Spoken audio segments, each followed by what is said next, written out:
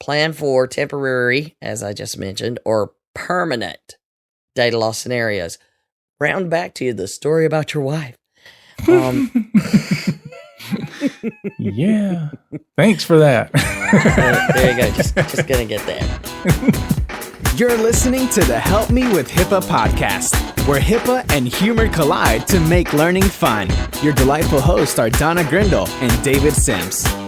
Relax. HIPAA help is on the way. Welcome to the Help Me with HIPAA podcast. My name is David Sims of HIPAA for MSPs, and joining me is Donna Grindle of Carden. Good morning, Don. Good morning, David. You had that whole mellow thing going on. You're usually all, welcome to the, and all of a sudden you just went, welcome to the podcast. Yeah. Episode 322. Maybe we should start doing meditation, HIPAA meditations.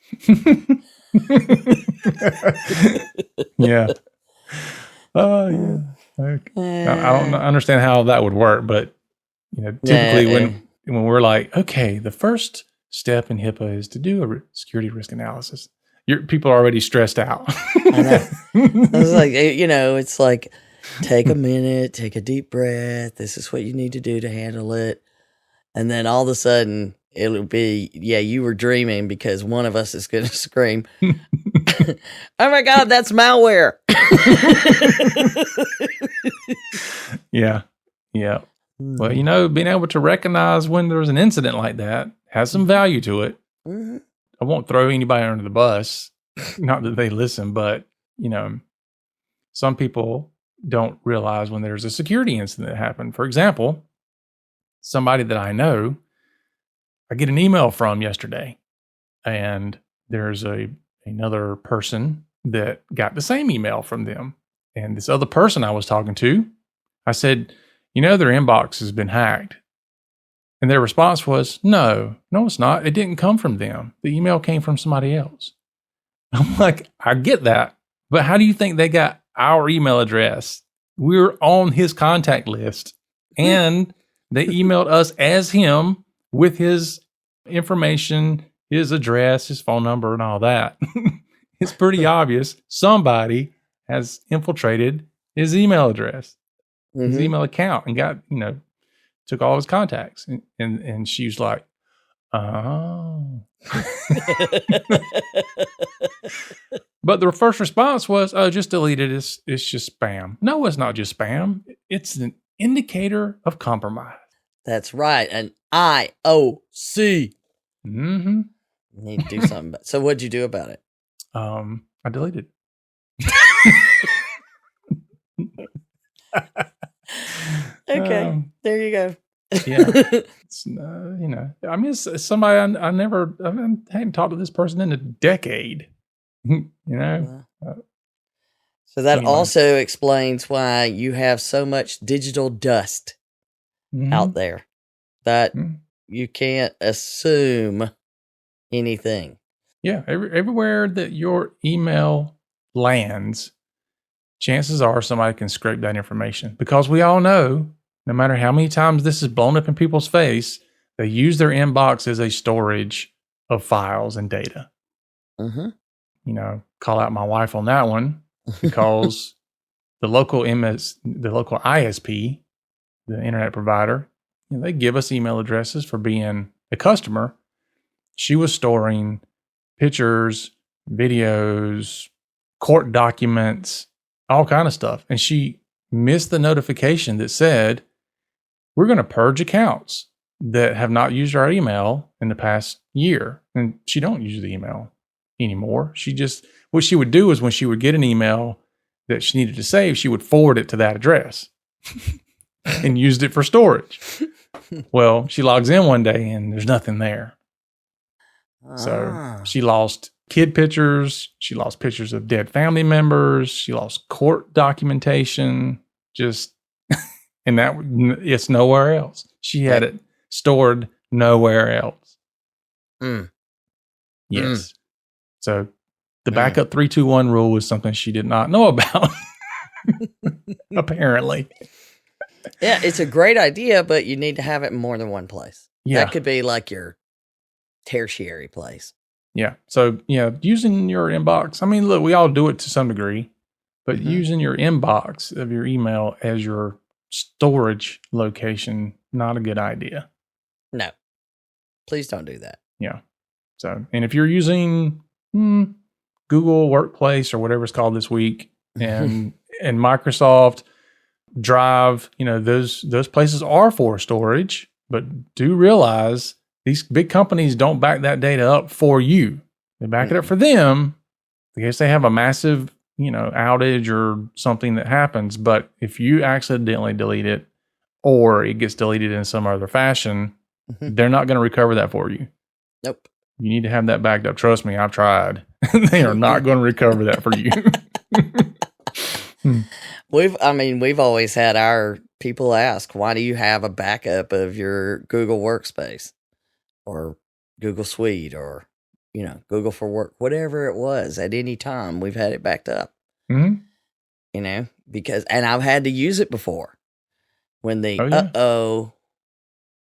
happens. Yeah. We've had to use it when there was an employee, and right before they got terminated, they went in and deleted all their emails.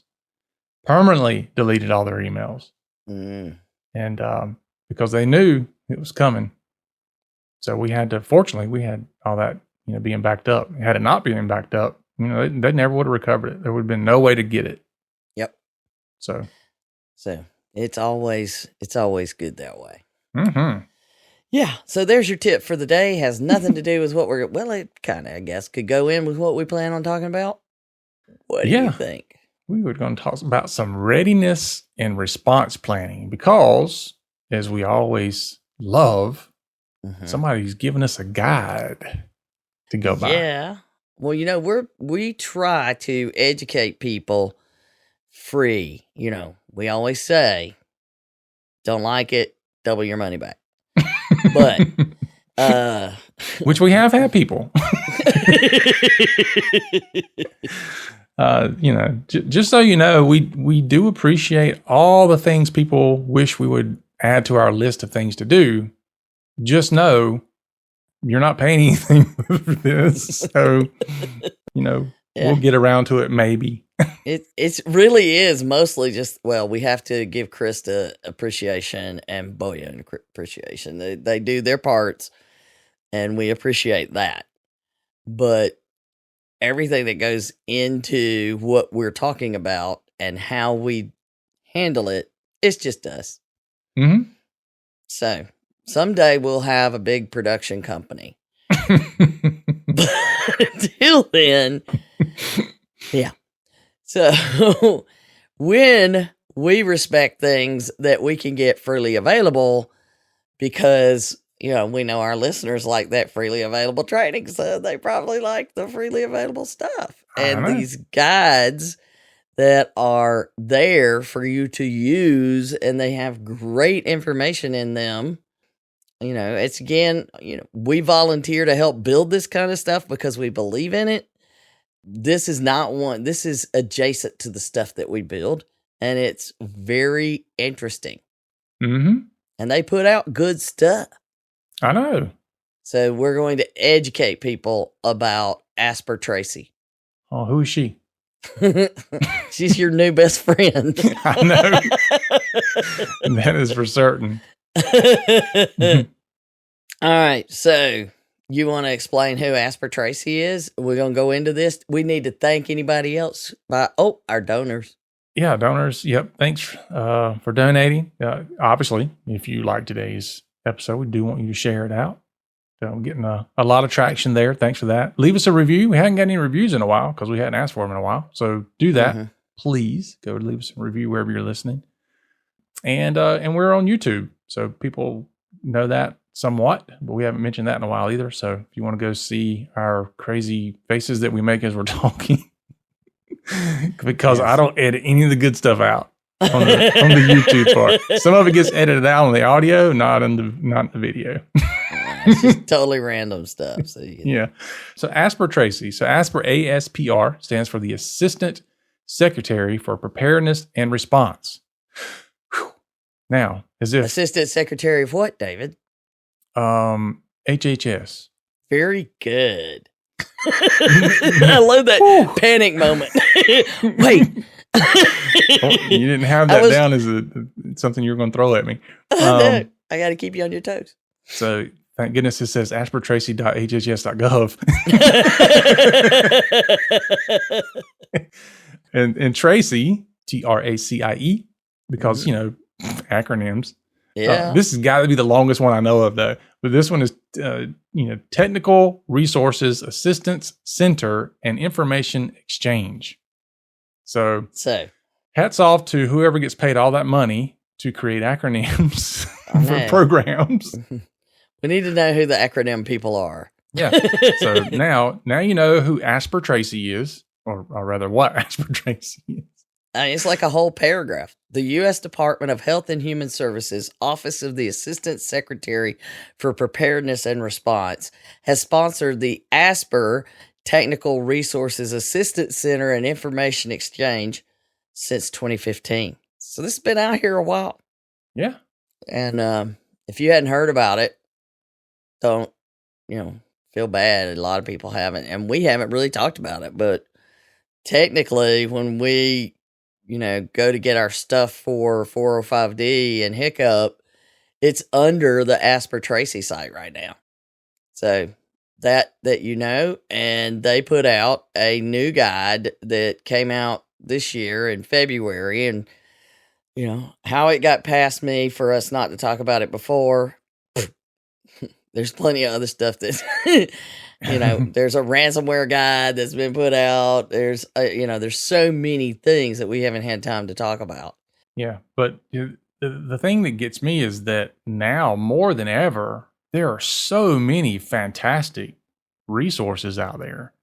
Mm-hmm. It's almost like you can't possibly say, well, I don't know how to do this, or I don't know the questions to ask, or what I should have.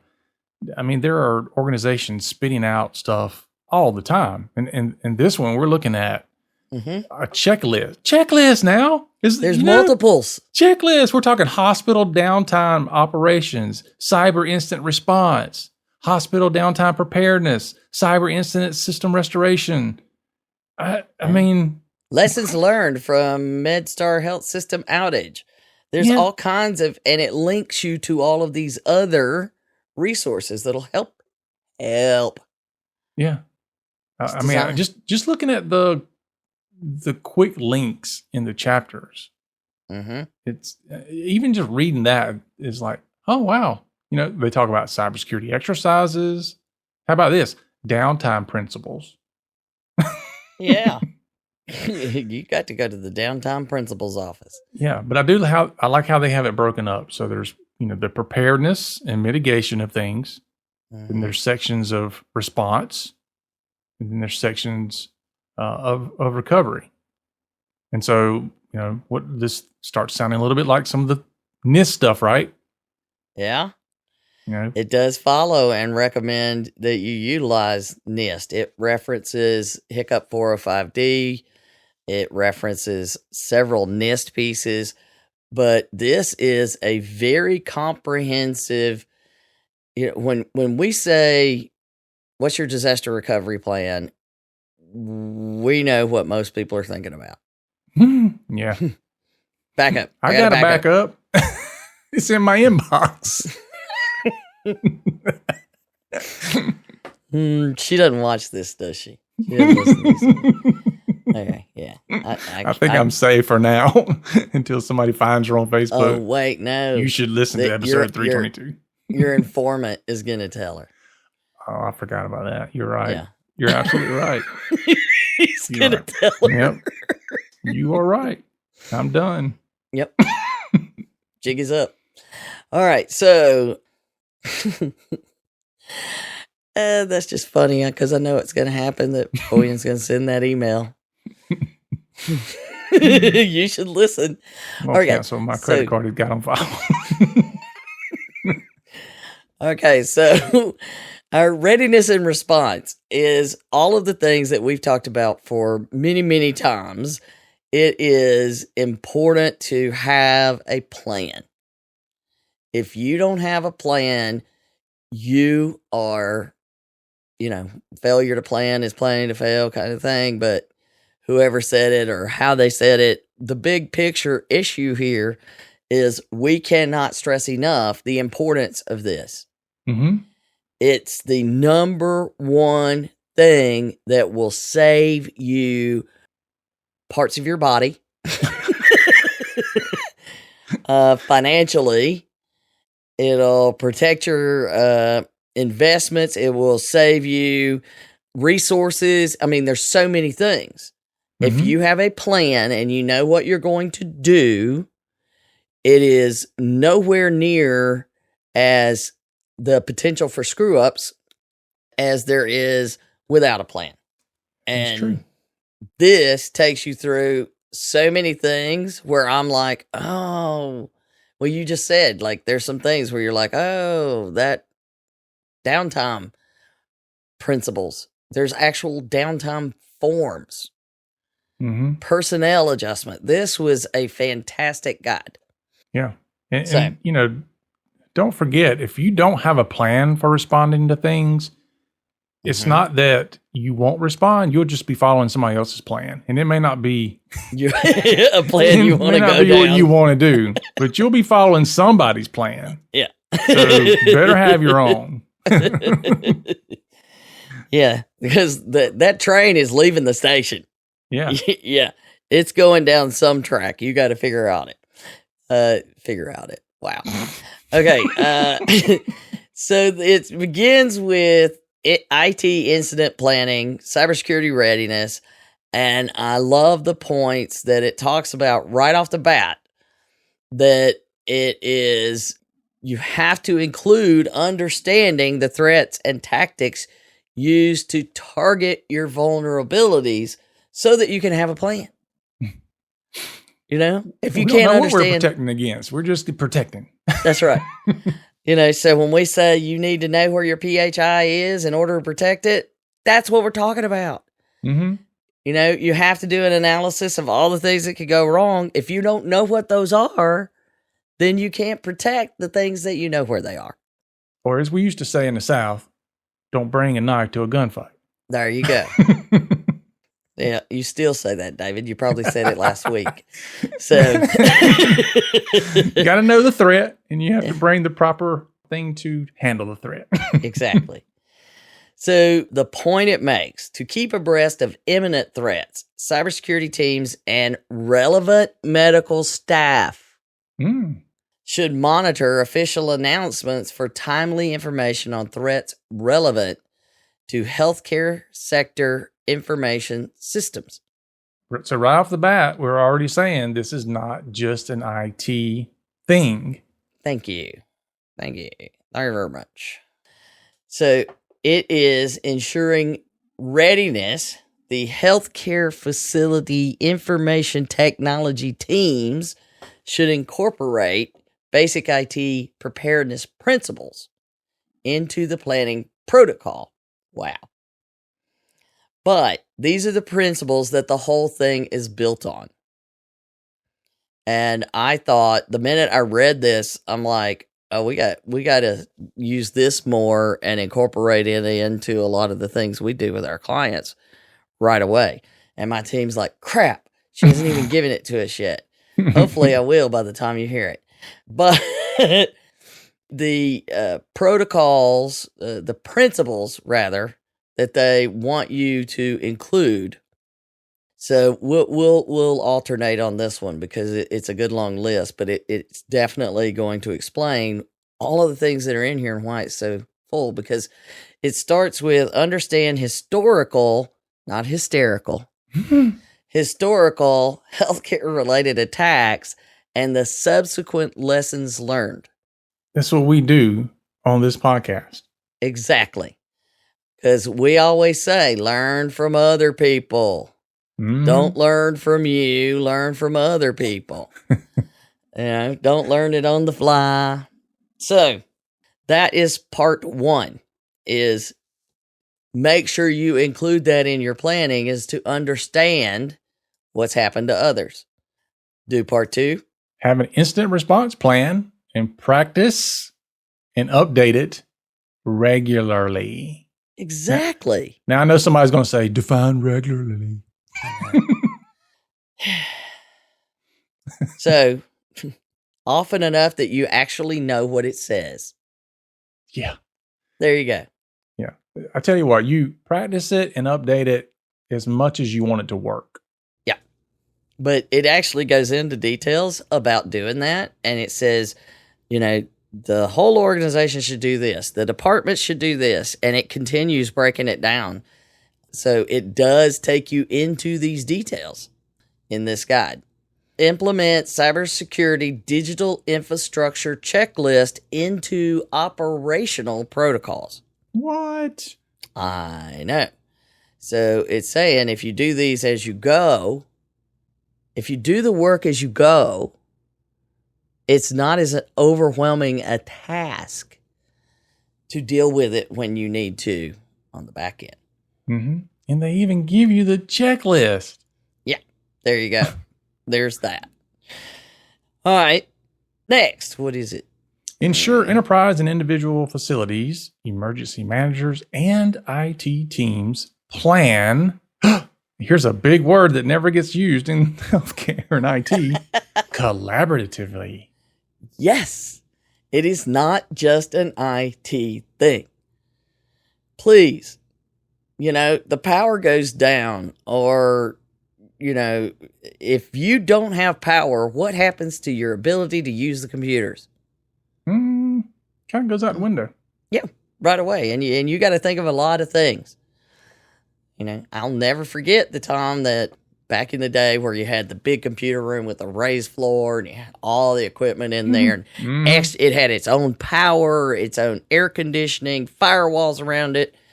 I mean, I'm that old. Thank you very much. And I was in charge of all of that. And apparently there were repairs going on the roof of the building. And the only thing that they knocked out was the power to that one room. We had power everywhere else, but not in the computer room. It's like that movie, Airplane, where somebody unplugs it. The lights. Yeah. That's what happened. Did I think about that when I heard them banging around on the roof? Not before then, but now I always do.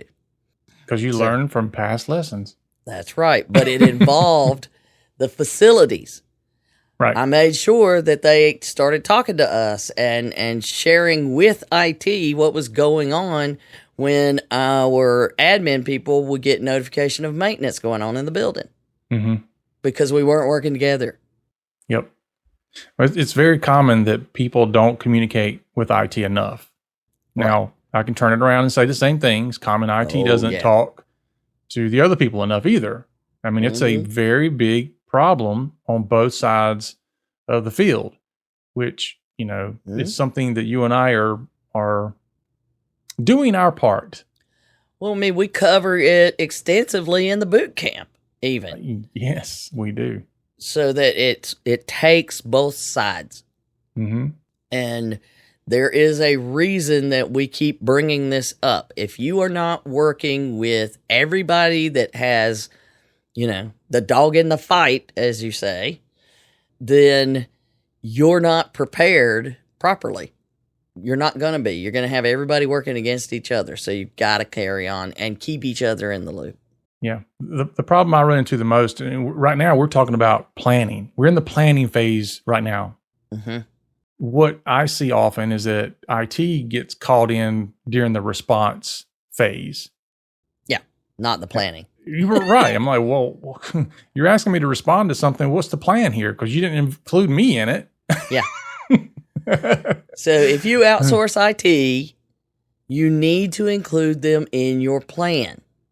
Mm-hmm. You don't make a plan that is, in fact, it should have multiple vendors. You need to understand how they can help. Yeah. Or be available to you.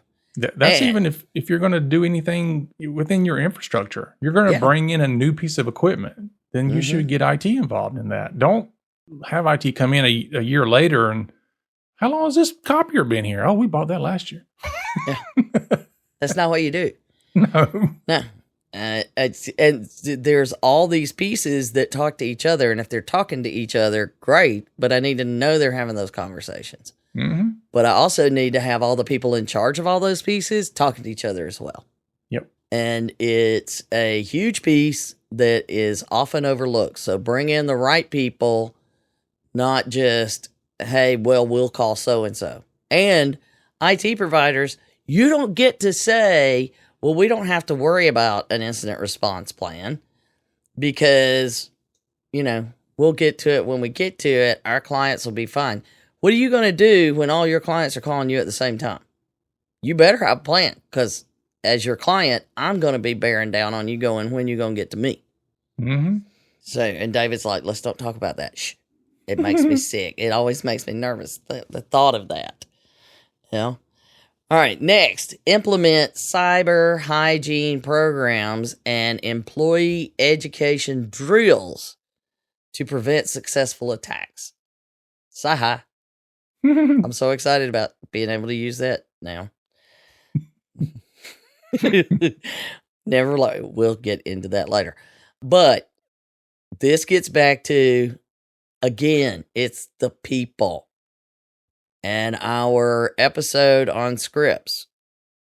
So not only do you want them prepared to prevent the attacks, but you also want them prepared when you respond to an attack, to everybody know what to do. And I think there's a reason they said cyber hygiene programs and not cyber hygiene training. Policies and procedures. Yeah, because training people just say, oh, once a year. Program, no, not That's so ongoing. much. Yeah. Yeah, not so much. And education drills. So, yeah, phishing, the phishing test that people do. Well, we only have, 20% that are, no, you need lower, because we do know that, yes, you may have a very low number that actually click, but of those that click, a very high number of those will give up the goods. Mm-hmm. So, we had to cheer everybody on for a group that I was meeting with this morning, and multiple people were bringing in another vendor, and they're like, here's our box account. And multiple people went, nope, not doing it. I need to confirm this. So we were like, woo, that's exactly what you want. Yeah. You want people to question everything. Yeah. So it is not wrong to ask the question, is this really you? And I reach you through another communication method. Is this really you? Yes, it is you. And as Carla would do, she said, well, what version of box do you use before I said anything to it? and she's not talking to somebody that you would expect to not have it, but, she's not assuming anything. Mm-hmm. The paranoia is a good thing. Yeah. I mean, we got a email this week, and it was one of these, the executive director is no longer with us, and we need you to do blah, blah, blah. And I'm like, whoa, hold up. No, we're going to have a meeting. Like, I want to see your face on Zoom at the very least. Yeah. It turns out, because I did my homework, it turns out the executive director was, let's just say they resigned. And Yeah, we'll go with took early retirement. That does we'll go happen. with That does happen. Which I have to say, it's kind of the reason why we actually talked about in the previous podcast. This was a person that decided to call us when they needed us, and that was it. And they had business email compromise. And I don't know if you remember the story, but I said, yes, somebody's been in your email, and yes, you have PHI in your email, and here's what you need to do. And they were like, thank you very much. Talk to you later. I think that came to a head finally. Oh, really? So, yeah, well, I'll have to get more stories on that. But anyway, the point being, when something in the environment changes, especially if you're the IT person, all of a sudden you got somebody new that you're dealing with, don't just take it for granted that you're dealing with somebody legitimate. I mean, it could be at the same business, and it still could be somebody who's doing something malicious. Mm-hmm. I'm helping out so and so today. You can go ahead and up my authority. Yeah. Well, this is why we don't take tickets from all employees. Yep.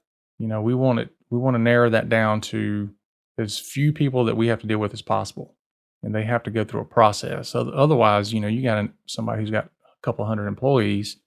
That's a nightmare to try to deal with. You know, should they be emailing us? Should we be working on this? Whatever. Just have it all go through a central hub within the organization. Well, yeah, I mean, I did that, well, back in the ancient days. Bring me your stone tablets and I will. You know, but we had, it was a software company and they wanted everybody in our client offices to be able to call us directly. And I'm like, no, no, that's not what we do. So definitely it's all about managing the flow of information properly. And when I'm reviewing things and I see that here's the employee guide and it has one page that talks about privacy and security, that surely is not building the environment. It's like it should be embedded everywhere. And that's part of the cyber hygiene program. Anyway, moving right along. Sure. Next one is to identify clinical and non-clinical operational vulnerabilities within the facilities. Yes. So we don't just do computers. Yeah. Not technical vulnerabilities, operational vulnerabilities. Yes. So we're looking at, you have to evaluate the clinical parts and the non-clinical. So, you know, financials, the number of times that we'll say, who has the ability to make this financial decision? If you don't have that person involved, then if something happens in your environment, then, you know, non-clinical, clinical, it doesn't matter. There are vulnerabilities that are going to nail you one way or another. Yeah. And keep in mind, we're still under the heading of IT, incident response planning. Yeah. Yeah. So I love how they drive home that all the IT stuff is not for the technical people. Mm-hmm. So, and get into the clinical discussion, medical devices, patient care. What will interrupt patient care? Because they make a point that this guide, and I probably should have read that at some point, but did not, that it is there to help facilities and the systems they may be a part of understand the roles and responsibilities of stakeholders before, during, and after a cyber incident. And they also point out that while the focus of this document is on disruptions associated with large-scale cyber attacks, many strategies and principles outlined are relevant to a range of cybersecurity incidents in healthcare facilities. But the whole point is to effectively care for patients and keep the business up and running. Well, if I haven't worried about actually treating the patients and all I worry about, we'll go to paper. That's my other favorite. Yeah.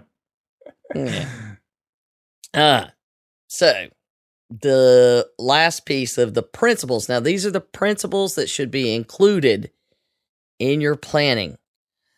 Identify and understand how to engage with critical external partners, such as healthcare coalition stakeholders. So this is some stuff that we're going to get into more and more over the next bit in different episodes of ways that we can utilize those things that are there for you. So that critical availability of tools and help really matters. So there you have it. This is a massive guide. There's no way we could go through the whole thing. No, we covered the bullet points of one page. That's right. But there are some highlights that I think are very important. And that is when it's talking about how many times do we hear, well, that's for big, not us. That's not us. That's, we're too small for that. No, I currently have a practice with like 10 locations that says they're too small for some of the policies we want them to use. And I'm like, I'm just blinking like, what? really? You're too small. Okay. So yes, a lot of these discussions are about, the big enterprise wide, but they make a point of saying that, that you have that big picture, but the medium and large facilities, they got protocols in place, but they also point out and actually link you to the HIPAA guide for both the medium and large organizations and the small organizations. Mm-hmm. Yeah, this whole thing is like bullet point after bullet point after bullet point. Because honestly, if they did the whole entire guide and wrote everything out, I mean, we're talking hundreds of pages. This is only a 30-page document. But this is like the Bible of planning and responding as far as what considerations, because that's the biggest piece that people struggle with is like, I don't know what I don't know. And these are things you're going, consider this, think about this. Did you include this? And so it outlines all these things around all the topics. So it's a fantastic guide to help you create that response plan. And we're actually, for Cybersecurity Month, we're going to do some things about educating about services that are available. And we have a special guest episode coming up towards the end of October. It may be the last one in October. Middle of it? I don't know. In October, we're going to learn about what things are available, because there are federal cybersecurity services available for the healthcare industry, because they are a critical infrastructure industry that it falls under the Cybersecurity and Infrastructure Security Agency of the Department of Homeland Security. Take a breath. Yeah, but we're going to get into the fact that, as this points out, there are some free services available, and I'm actively working with folks now just to understand what it is, and we're trying them out so that we can share that. Mm-hmm. But, of course, they also take you through things, the mitigation are things that we talk about, patch management, vuln scans, assessments, segmentation. It even points you to, cybersecurity framework. And here's one that is becoming a bigger target on my radar, much to my team's. They're like, what are you doing now? But mapping healthcare IT business practices to data flow to inform monitoring requirements. Jeez. So, the more that you define, the more you can properly manage. You can't manage what you can't measure and define. So it's true. And there was a term in here that I hadn't seen before, and I didn't highlight this for you, David, but I just remembered it. Segregate life safety equipment. Life safety equipment is not a term I normally have seen, but it sure does make sense when you say how it should be important. And security communication platforms into isolated networks and establish redundancies in alerting, alarms, and notifications. That's a better way of what we usually say is critical systems. Right. So what does that mean? What does critical mean? There you go. Life-saving equipment and security communication platforms. There you go. That's critical. Mm-hmm. There it is. Oop, there it is. But then it goes into the review, test, and update IT recovery plans. And it even links you to some of this stuff that's ready.gov. We've talked about that before. Ready.gov has a lot of resources. It links you to some of those resources. It gives you ideas on understanding what you need to do for business impact analysis. The number of times that we start asking questions about, okay, what applications are the most important? What order do you need to bring them up? They're all important, Donna. We'll go to paper. But if you think, okay, everything's down and it's going to be down for 2 weeks, and then you can start bringing things back up and running, what order do you need them to come up in? Mm-hmm. What access do you need in that 2 weeks?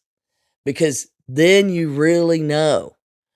And then another one, plan for temporary, as I just mentioned, or permanent data loss scenarios. Round back to you the story about your wife. Yeah. Thanks for that. There you go. Just gonna get there. But there's a lot of things that you need to understand, and this is literally these bullet items, like you mentioned. They're great. Things like this one. I know you love this one, David. As new IT applications are added, ensure they are included in an IT downtime inventory list and include a downtime plan. And then in bold and italics, delete obsolete IT applications from the IT downtime inventory. Yep. Well, we've gotten to the point where we take advantage of the time change to kind of give us an indicator to do certain things. So, for example, house cleaning. Yeah. So I'll tell clients, if you've got it in your policies, you're going to change passwords every 6 months. Do it during the time change, because that's kind of everybody knows there's all this stuff you have to do during the autumnal equinox and spring. So we'll do things with that. But that's another time when you ask IT to give you an inventory of your assets and software and all that, and then go through there and identify, well, we don't need this anymore, we don't use this anymore, and start cleaning that stuff up. So yes, housekeeping. Yes. And plan for regional outages impacting other facilities that could make it where you can't, we'll just have so-and-so do it. Everybody can't do it at the same time. We'll have so-and-so do it. David's going to cover for me. But if David and I both have the same problem, how are we going to cover for each other? And it's a big issue that you have to take into account and look at. It is not as simple as most people want to make it. Never is. But all of the things that we go through about making sure that you have a communication plan and knowing how can people talk to each other and external communication templates and, the way I normally communicate, not going to work. How can I do it otherwise? And what kind of legal and insurance concerns are there? It just goes on and on and on, including, engaging third parties and what vendors to think about and contact information for people you need to contact in an emergency. Yeah. They even go into physical security, of the facility. It's fantastic. Fantastic list of things to consider. And ensuring things are in your go bag or boxes. Mm-hmm. Talking about your go bag. So here's the thing that I would say that anybody who is, if you're on a team in a large enterprise, take the time and read it. Share it with the rest of the team. If you're in a medium enterprise, make this be something that you evaluate your plans against. And, even a small one. If you read this and think about it from a perspective of this doesn't apply to me, you're not going to get anything out of it. Mm-mm. But I can assure you that David and I read this and see how it applies to us. Yeah. And things we need to think of. I can guarantee you every point of this guide probably came up because of something that's happened in the past to somebody else. And they're like, we probably should have considered that. Mm-hmm. So again, it's just giving you more and more information to make sure that when you do plan, your plan is an effective one because you've covered as many of the bases as you possibly can. So to bring it back around to the how often, when they talk about exercising, we get to the frequency discussion. Now, and remember, this is looking at all different layers. So it says, at the hospital level, routine exercises should occur 1 to 2 times per year, with individual units testing their specific workflow at least twice a year. So each of the units, each of the areas, and this is not, it's just an IT problem. And then at the department level, here it goes. It ties perfectly with your point, David. Continuously reinforce cyber hygiene practices during team meetings, educational series, and other appropriate forums. Can you define continually?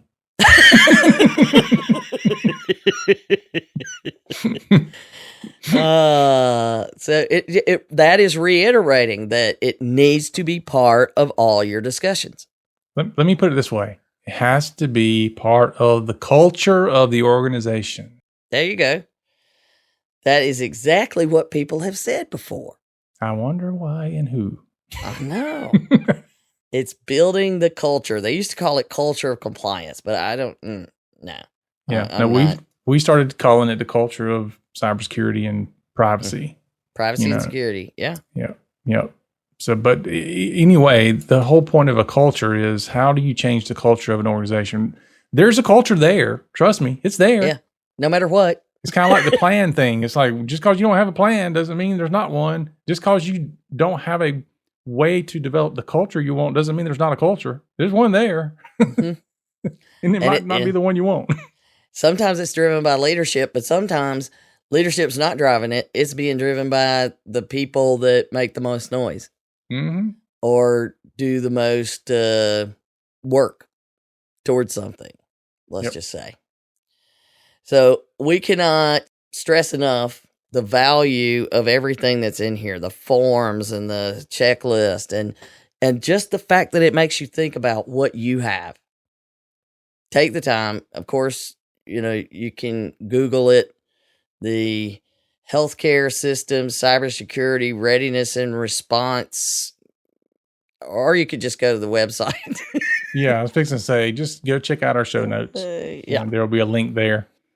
Yeah, on the show notes, we'll give you a link to it. You can learn about other things, and stick with us because we're gonna do Cybersecurity Month and talk more about freely available things to build your cybersecurity, privacy, and security culture.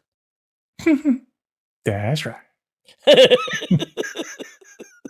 All right, folks, that is our show for today. So remember to follow us and share us out on your favorite social media, and give us a rating and review. And don't forget to help us spread the word. Yeah. If you don't, then I'm wondering why you're even at the end of the show. As always, remember that HIPAA is not about compliance. It's about patient care. You've been listening to the Help Me with HIPAA podcast, hosted by Donna Grindle and David Sims. The show created to help you with HIPAA.